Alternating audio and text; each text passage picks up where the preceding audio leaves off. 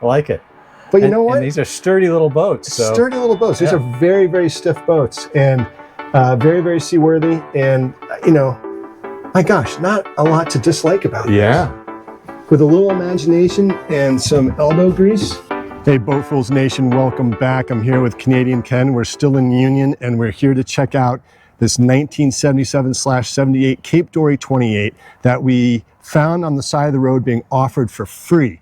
Now, we've done a little due diligence on this. That's right. We found out it can be insured, and for short money. Right, which is $450 for an annual policy to insure it for $7,500. $7,500 is what we sort of guesstimated, you know, this value. Right. But, and that's we'll know more when we go through it, what it needs. But it's obviously going to need some work. It's free. Right. So keep your expectations low, but keep your mind open to the possibilities of getting a free boat. Now, the deal is you move it and it's yours. It does not come with the jack stands. That's right. And there's some various other things that we're going to have to check out. It was in the water last year.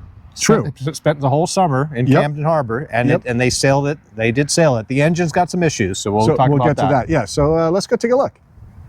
All right. So we're down on the ground. Obviously, we're going to check out the hull and topsides. First thing to note: she was registered last year in 2024. So as Ken pointed out in the opening, she was on the water and sailing last summer. The topsides need some wax and buffing, but you got a nice little bob stay here and a nice little bowsprit. Yep. Very nice. Obviously, all of this needs some love and attention. You've got a nice, looks like a bronze cap on your rub rail there. Oh yeah, which is very nice. And it's a nice full long keel with a cutaway forefoot. Right. She only draws 4 feet. 4 feet and beamy. It's 9-foot beam. Yeah, it's almost 9 feet in the beam, and she's just over 28 feet overall and just over 22 feet on the water. Now, you're going to notice a rust spot here. We believe this is coming from an internal chain plate. So that's going to need to be addressed. Probably iron. Yeah, it might be iron. Yeah. And that is an issue with these boats, and it can be remedied. But a lot of these were made just to be, you know, these Cape Dorys are pretty prolific boats. In the 28-foot alone, they made almost 400 of these. Some reports say 500. I can only verify about 350 or so. But she has a nice sheer, nice cabin trunk there. And it extended. I like how the cabin goes way up into the V-berth, so you probably have good headroom up there. Yeah. So they've got classic, beautiful lines. It's a Carl Alberg design, so you can't go wrong there. Right. So, like we mentioned, nice long keel here and a keel hung rudder right here. All this is functioning. Protected prop. The prop right here, all this spins. It spins. It looks like it's seen better days. It looks like it could be cleaned up a little bit and should be all right. Yeah. But as Ken mentioned, the engine is currently not functioning. It turns over. It doesn't fire. And we'll get a little into that a little bit more when we go up on deck. But the reason I mention it is because you've got a bracket here for an outboard. So, I think that was installed. Yeah. Yeah.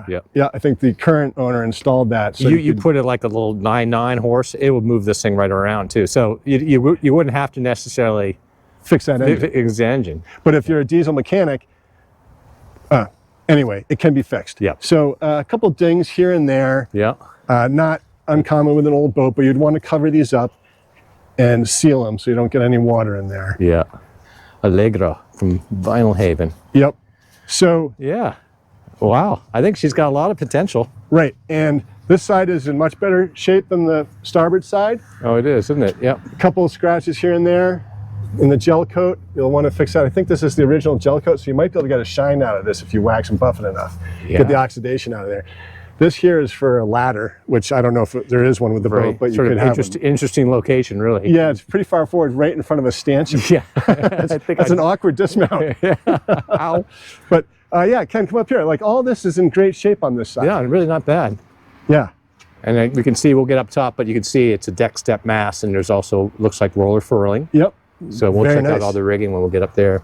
Yeah, so a lot to like about this. I mean, obviously it's a DIY special. Yeah. And if you've got the time and the inclination, I mean, you could put it in the water now, but you're going to want to do some work to it. But the bottom doesn't have too many layers of paint. Looks like you could put a fresh coat on here and off you go. Yeah. But all that looks great. So what do you say? Should we go up on deck? Let's go up on deck. I think so. All right. Careful with that ladder. It's not attached. Going up. All right, so we're up in the spacious cockpit on this, and it's quite nice, I have to say. Obviously, it's got the 70s feel to it with the blue deck paint here, but again, all this needs a little work. You've got your tiller here, which is needs some varnish, but it all functions. And you got some nice big cockpit lockers here. The hinges need to be fixed. Remember to turn off the batteries, Ken. But you've got an anchor down here, you've got a radar reflector, it looks like a battery case, but lots of room. Lots of room, yeah. On port side, actually, you've got your fuel tank right here. Oh, there's the fuel tank. Yeah. That's something to keep an eye on because these are known to have issues, but this one looks okay. Yep. But lots of storage space. So this is good, yeah, because obviously no quarter bursts on these. Correct. Yeah. But this combing board, you can see, needs to be addressed.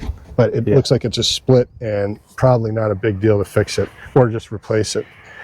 But here you go. You've got your engine control panel right here, your ignition. Looks like ship-to-shore power. Here are your controls for throttle and direction. Yeah. It's even labeled reverse, neutral, and forward. And the traveler's right there. Yeah, here's your traveler. Here's your aluminum mast on deck, so it's a little hard to navigate here. But nice big drains in your cockpit here. And on this side on port, you've got our gusher pump. There is the gusher. So, take a little walk up top. Yeah, let's go up on the bow. All right, here we go. So, I will say, nice wide side decks for a 28-foot boat. Now, you can imagine that your chain plates are right here, so you're going to have some shrouds coming up. Oh, yeah. And we did run a moisture meter on this, and by and large, the side decks are all great with the exception of around your chain plates, which is not surprising given what we saw on the top sides. Yep. And there is some crazing here and there too. Yeah, but not really that bad. There's some back there by the hatch. But now this we think is aftermarket. We believe this was once an opening hatch and they just put a translucent solid piece over. Yeah, makes sense. I would probably replace that. Here's your deck step that you mentioned, Ken. Yeah. Here's your forward hatch. This looks great. It's got minimal electronics, it looks like. Yeah, I would say so. Yeah. Definitely based on the top of the mast. But coming up onto the bow, this is all great.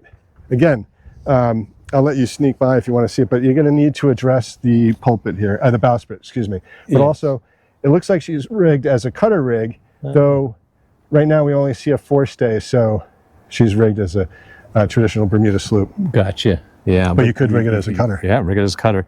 And then I guess the anchor you would just have on here, and you can put it through that front chock, I guess. I think later models maybe added a compartment, a chain and anchor locker up here, but yeah, that's a little bit awkward. You could put a roller up there where that chock is, like you said. Yeah. But overall, you could paint these decks and she would shine right up.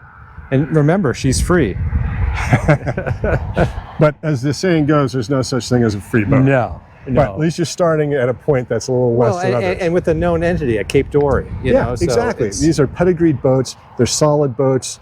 And like we said, we've found out that this boat could be insured, and you could take it all the way down to Florida, up to 75 miles off coast. That's incredible. Yeah, incredible. All right, so let's go down below and check it out. Get down there, Chris? I don't know. This is going to be an athletic move, but we're going to give it a go. Like doing the uneven bars. When I was in the 78 Olympics. Yeah, there we go. Look at that. Wow, and you're in. Look at this. And first thing to note is the headroom, Ken. Oh, look at this. Wow. I mean, I'm 6'1", and this is reported to be 6 feet. Lots of room down here. This is not bad. Yeah, this is kind of cool. So it's just been uncovered for the summer and sailing season. It's late April, but so it hasn't been really clean to go, but that's going to be the new owner's job. But come on down, Ken. This is kind of cool. Yeah. Yeah. Good luck for you getting down here. Yeah. I'll sit here for a bit. So I think at some point or somehow this pulls out, and there were two legs here to support this as a.